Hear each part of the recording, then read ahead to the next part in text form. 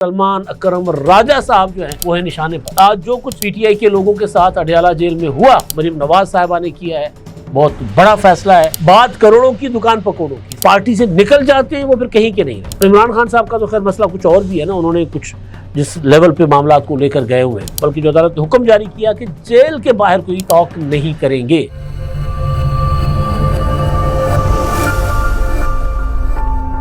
मैं इमदाद सुमरो। तहरीक इंसाफ ने डील कर ली, सरेंडर कर लिया, मगर उसके बावजूद इमरान खान साहब से पीटीआई की लीडरशिप की मुलाकात नहीं हो सकी। शोर मच गया है, रोला पड़ गया है और सलमान अकरम राजा साहब जो हैं वो है निशाने पर। फॉरवर्ड ब्लॉक की बातें भी चल रही थी, मगर अब मामलात फॉरवर्ड ब्लॉक से कहीं ज़्यादा आगे जाते हुए नजर आ रहे हैं। एक तो मैंने आज जो कुछ पीटीआई के लोगों के साथ अडयाला जेल में हुआ, पीटीआई की क़यादत के साथ, वो आपके सामने रखना है। और भी बहुत सी खबरें हैं जिसमें एक इनकलाबी फैसला मरीम नवाज साहिबा ने किया है, बहुत बड़ा फैसला है, वो मैंने आपके सामने रखना है। और जो बलूचिस्तान में प्रोटेस्ट कर रहे हैं, मुजाहरा कर रहे हैं, वो कौन है, उनका दहशतगर्दों से क्या ताल्लुक है, ये बता दिया गया है वफाकी वजारत खारजा के तर्जुमान की तरफ से। तो वो क्या फरमाते हैं वो मैंने आपके सामने रखना है। और एक और दहशतगर्द हमला हुआ है बलूचिस्तान में, बलूचिस्तान के दारुल हुकूमत कोयटा को निशाना बनाया गया है, उस पर भी हम बात करेंगे। और बिजली जनाब वो ठंडी ठार होनी थी, कीमतें कम होनी थी, और मैंने जो कहा वही हुआ। फाइनली वज़ीर आज़म साहब ने कल तो परसों कहा था कि जी अब हम उस पर अभी बना रहे हैं, प्लान बना रहे हैं, अब रिलीफ देंगे लोगों को। लेकिन रिलीफ क्या दिया, क्या कहते हैं वो, बात करोड़ों की, दुकान पकौड़ों की, इस तरह ही कहते हैं ना कुछ। तो बातें बड़ी बड़ी थी, सिंधी में कहते हैं नालो वडो देवीरान। बिल्कुल कोई ऐसा रिलीफ लोगों को नहीं दिया गया। और फाइनली बताया गया कि जी IMF सरकार ने हमें सिर्फ ₹1 बिजली कम करने की इजाज़त दी है, बिजली की कीमतें फी यूनिट कम करने की इजाज़त दी है। तो ये इस पर मैं ज़्यादा डिस्कस नहीं करूँगा, क्योंकि लोग उम्मीद लगा के बैठे हुए थे। खबरें दी जा रही थी कि जी ₹8 तक फी यूनिट बिजली सस्ती वज़ीर हुकूमत करने जा रही है, हातिम तय की कब्र को लात मारी जाएगी, ये होगा वो होगा, मगर ऐसा नहीं हुआ। तो यहाँ पर तो अब ये मामला तो तय हो गया कि जी बिजली की जो कीमतें हैं ना, अभी बड़े अरसे तक कम नहीं होंगी, बल्कि अब तो गर्मियाँ हैं, तो अब बिजली एहतियात से आप लोगों ने इस्तेमाल करनी है। एक और चीज़ मैंने आप लोगों के सामने रखनी है, आगाज़ में वहीं से कर लेता हूँ, और फिर कुछ और मामलात जो है वो भी डिस्कस करेंगे हम। लेकिन एक और चीज़, आज मैं सोया हुआ था सुबह, तो अरोड़ यूनिवर्सिटी है रोड़ी में, सखर में, आर्ट्स की यूनिवर्सिटी है, वहाँ मेरे एक दोस्त हैं प्रोफेसर जाहिद सुमरो साहब।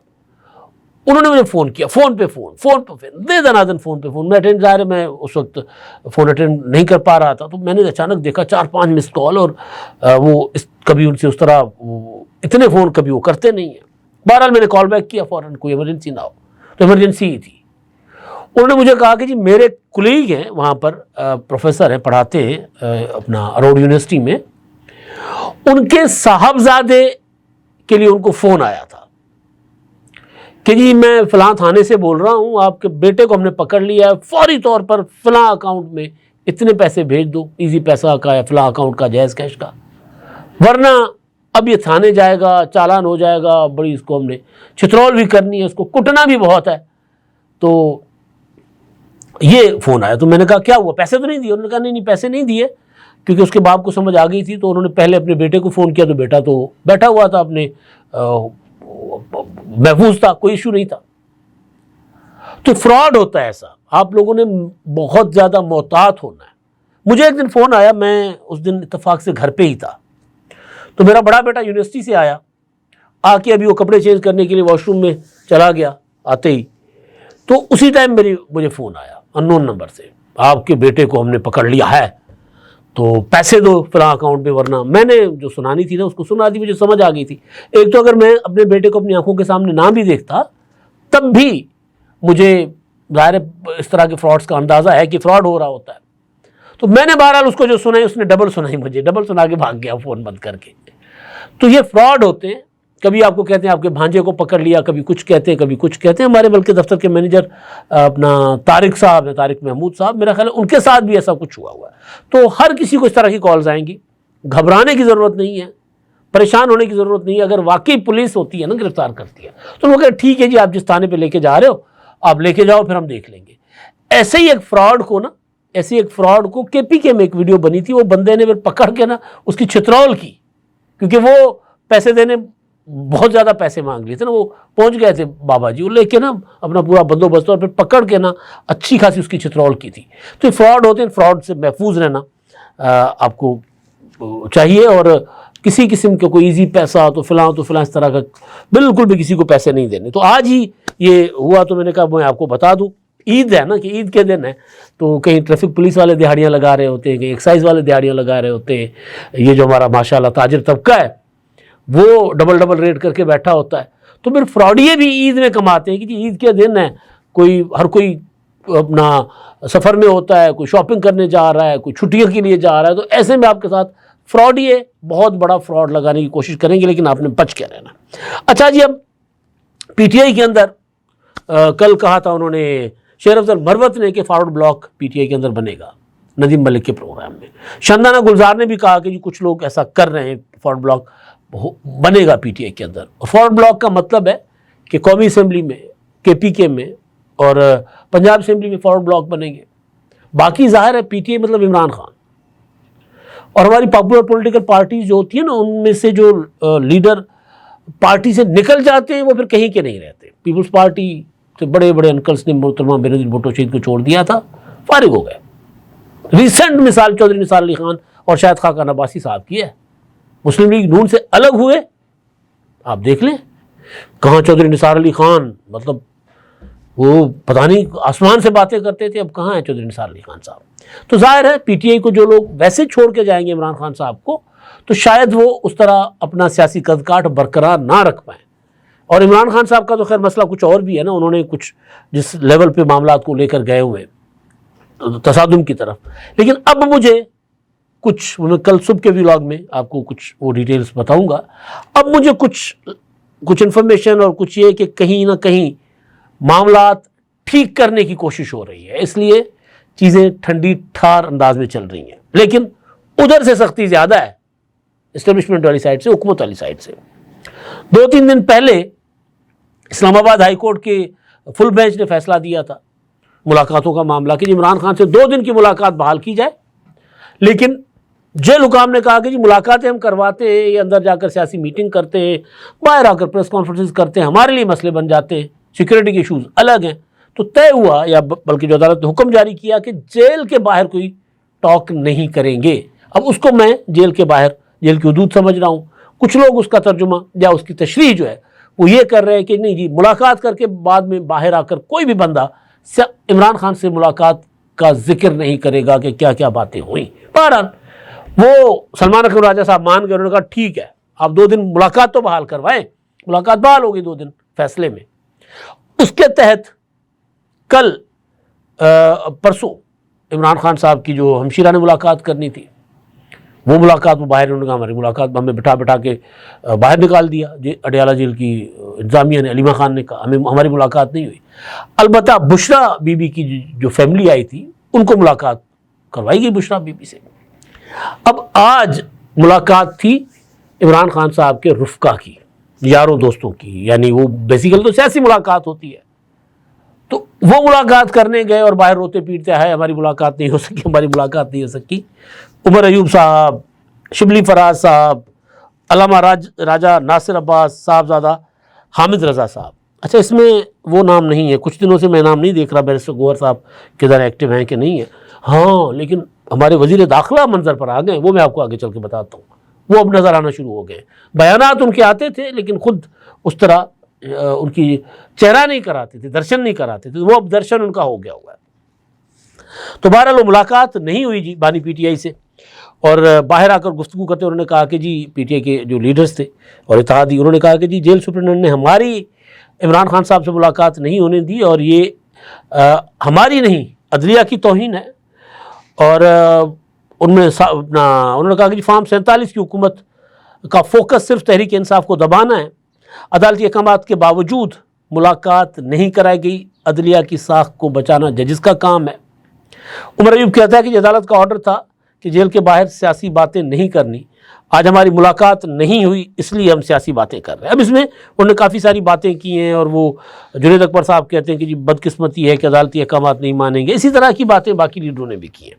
لیکن اب یہ جو اس ایشو کو لے کے فواد چودھری صاحب نے نا، وہ کیا ہوتا ہے، فل اپنا ریس پہ پاؤں رکھا ہوا ہے، فل اپنا چڑھت کی ہوئی ہے انہوں نے سلمان اکرم راجہ صاحب پر۔ انہوں نے ایک ٹویٹ ہے جو انہوں نے ری ٹویٹ کیا ہے بیرسٹر سید علی ظفر صاحب۔ علی ظفر صاحب کہتے ہیں کہ جی، یہ کل کا ٹویٹ ہے، علی ظفر صاحب کہتے ہیں کہ جی یہ جو انڈر ٹیکنگ ہے نا کہ عمران خان سے ملاقات کر کے باہر جو لوگ آئیں گے وہ گفتگو نہیں کریں گے، یہ اظہار رائے کی آزادی کے خلاف ہے اور ایسے کسی کی آواز بند نہیں کی جا سکتی۔ تو فواد چودھری نے کہا کہ جناب یہ جو ہے نا، یہ بھی جو علی ظفر صاحب ہیں انہوں نے بھی اس فیصلے سے کیا ہے اختلاف۔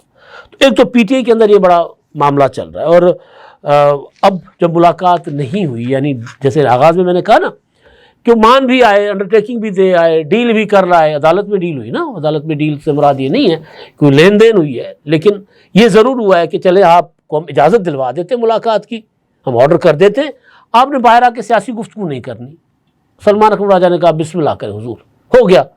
اب جب ملاقاتیں نہیں ہو رہی تو ظاہر ہے سلمان اکرم راجہ صاحب پہلے ہی نشانے پر تھے، اب نشانے پر زیادہ ہو جائیں گے۔ تو ایک تو یہ معاملہ پی ٹی آئی کا۔ دوسرا، 22 مارچ کو یعنی چند دن پہلے تحریک انصاف نے لاہور میں ایک جلسہ کرنا تھا، پہلے 23 مارچ کا تھا، پھر 22 مارچ پر آ گیا، نہیں کیا۔ اب پھر 22 اپریل کے لیے انہوں نے جناب ایک اجازت کی درخواست پی ٹی آئی نے ڈال دی ہے کہ یہ برائے مہربانی مینار پاکستان پر ہمیں جلسے کی اجازت دی جائے ہائی کورٹ میں۔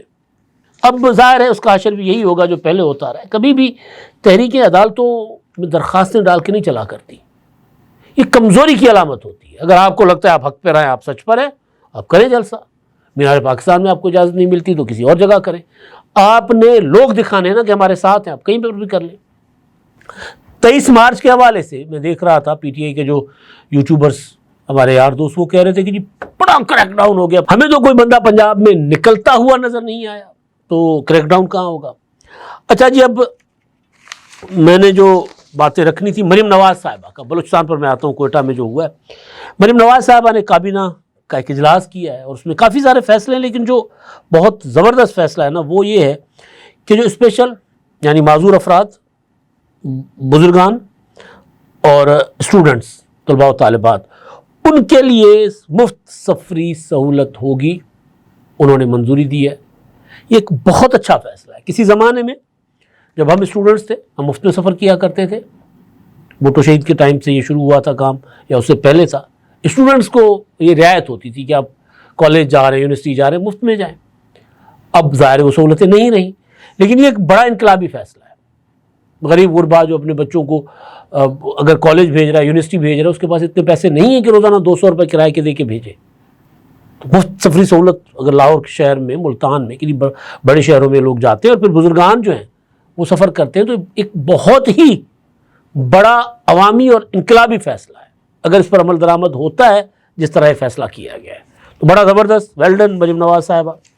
اچھا جی، اب کوئٹہ میں ایک ڈبل روڈ ہے، وہاں پر پولیس وین کے پاس دھماکہ ہوا ہے اور اس میں خبروں کے مطابق کوئی 3 جو ہے وہ شہادتیں ہوئی ہیں، ہلاکتیں ہوئی ہیں، اور ظاہر ہے ہر کوئی اس کی مذمت کر رہا ہے۔ اب اس میں جو اصل جو بات تھی کہ پاکستان اس وقت دہشت گردی کی زد میں ہے، بلوچستان خاص طور پر، تو اس میں نے بھی کئی بار سوال اٹھایا تھا کہ وزیر داخلہ صاحب جو ہے وہ کدھر ہیں، محسن نقوی صاحب۔ تو فائنلی آج ان کی تصویر منظر پر آ گئی ہے، ان کی ایک ملاقات ہوئی ہے پاکستان میں قائم مقام امریکی سفیر نیٹلی بیکر سے، اور اس میں انہوں نے باہمی دلچسپی کے امور، پاکستان میں دہشت گردی، امن و امان کی صورتحال، یہ جو تھا معاملہ جعفر ایکسپریس والا، سب پر تبادلہ خیال ہوا ہے، گفتگو ہوئی ہے ان کی۔ تو محسن نقوی صاحب بہرحال ان کے متعلق جو میرے پاس انفارمیشن تھی ان کے قریبی سورسز سے کہ ان کو مس کیا جا رہا تھا نا، اتنا سانحہ ہوا ہے جعفر ایکسپریس والا، قومی سلامتی کمیٹی کا اجلاس ہوا، کابینہ کے کئی اجلاس ہو گئے، کافی ساری ڈیولپمنٹس پاکستان میں ہو گئی، تو محسن نقوی صاحب نظر نہیں آ رہے تھے۔ اور پھر خاص طور پر چیمپئنز ٹرافی کا معاملہ جو تھا، اس کے بعد تو بڑا کنٹروورسیز رہی۔ پھر محسن نقوی صاحب کے قریبی دوست سہیل وڑائچ صاحب نے آرٹیکل لکھ دیا کہ جی محسن نقوی ناراض ہے، وہ ریزائن کر سکتے ہیں۔ اس وجہ سے بھی چیزوں نے جو ہے وہ ذرا شکوک و شبہات کو جنم دیا۔ تو بہرحال وہ فائنلی ان کی تصویر امریکی سفیر کے ساتھ ملاقات کی آ گئی ہے، یعنی محسن نقوی پاکستان میں۔ کچھ دن پہلے ایک عدالت میں معاملہ گیا، عدالت میں نہیں، پبلک اکاؤنٹس کمیٹی میں معاملہ گیا تھا پی سی بی کو لے کر، تو اس میں بھی جو کچھ تھے آفیشلز تھے، انہوں نے کہا کہ جی محسن نقوی صاحب، کسی نے کہا تھا کہ محسن نقوی ملک سے باہر ہے، تو ایک سرکاری میرا خیال ہے سیکٹری داخلہ تھا یا کوئی کابینہ ڈویژن کا سیکٹری، انہوں نے کہا تھا کہ نہیں محسن نقوی صاحب پاکستان میں، پاکستان سے باہر نہیں ہے۔ تو منظر پر نہیں تھے، منظر پر محسن نقوی صاحب آ گئے۔ آخری بات پاکستان کے دفتر خارجہ کے ترجمان جو ہیں، انہوں نے، ان کی ایک اسٹیٹمنٹ ہے، کیونکہ اقوام متحدہ کے کچھ جو ہے وہ ان کی جانب سے ایک بیان آیا تھا، خاص طور پر جو مارنگ بلوچ کا جو پروٹیسٹ تھا، جس میں انہوں نے الزام لگایا تھا کوئٹہ میں، جس میں باڈیز کا ایشو بنا ہوا تھا کہ جی وہ جو سول ہاسپٹل میں باڈیز آئی ہوئی ہیں تو اپنا وہ ہمارے حوالے کریں۔ حکومت کہہ رہی تھی کہ جی یہ دہشت گردوں کی، ان کے ورثاء کے علاوہ ہم کسی کو کیوں دیں گے، جتھوں کو کیوں دیں گے۔ تو بہرحال اس پر پروٹیسٹ ہوا تھا سریاب روڈ پر، پھر اس پر الزام لگایا تھا مارنگ بلوچ اور ان کے دیگر ساتھیوں نے کہ جی گولی چلی ہے، اور ہمارے 3 جو مظاہرین جو ہیں وہ انہوں نے کہا تھا کہ مارے گئے ہیں، ان کا لاش رکھ کر وہ دھرنا دے کر بیٹھے رہے۔ پھر مارنگ کو گرفتار کر دیا گیا، ان کے ساتھ دیگر ساتھیوں کو گرفتار کیا گیا۔ تو اس پر اقوام متحدہ کی طرف سے ایک اسٹیٹمنٹ آئی تھی، اور جس میں انہوں نے مذمت کی تھی سارے معاملے کی۔ اب اس پر جو ہے وہ ہمارے ترجمان دفتر خارجہ شفقت علی خان صاحب جو ہیں، انہوں نے کہا ہے کہ جی ان کے جو اقوام متحدہ کی جو اسٹیٹمنٹ ہے وہ حقائق کے برعکس ہے، اور وہ ایک سیاسی بیانات کے رد عمل میں انہوں نے جو اسٹیٹمنٹ دی ہے، ایسا کچھ نہیں ہے۔ انہوں نے کہا کہ یہ لوگ جو ہے وہ انہوں نے لاشیں دہشت گردوں کے اپنے قبضے میں لے لی تھی، اور پھر وہ یہ کہہ رہے ہیں کہ جی جو مظاہرین ہیں یہ دہشت گردوں کی حمایت کر رہے ہیں، دہشت گردوں کے ساتھی تھے یا ساتھی ہیں۔ جو ان کے الفاظ ہیں کہ بلوچستان میں احتجاج کرنے والے مظاہرین پرامن نہیں، دہشت گردوں کے ساتھی ہیں۔ اب یہ اگین الارمنگ ہے کہ اگر اتنے لوگ جو سڑکوں پر آتے ہیں دہشت گردوں کے ساتھی ہیں تو ظاہر ہے صورتحال تو پھر اچھی نہیں ہے۔ لیکن بہرحال سب تو نہیں ہوں گے، کئی پرامن لوگ بھی ہیں جو سڑکوں پر آ کر احتجاج کرتے ہیں، پھر وہ مکمل دہشت گردوں کے ساتھ تو نہیں ہوتے۔ اب تک کے لیے اتنا ہی، اللہ حافظ۔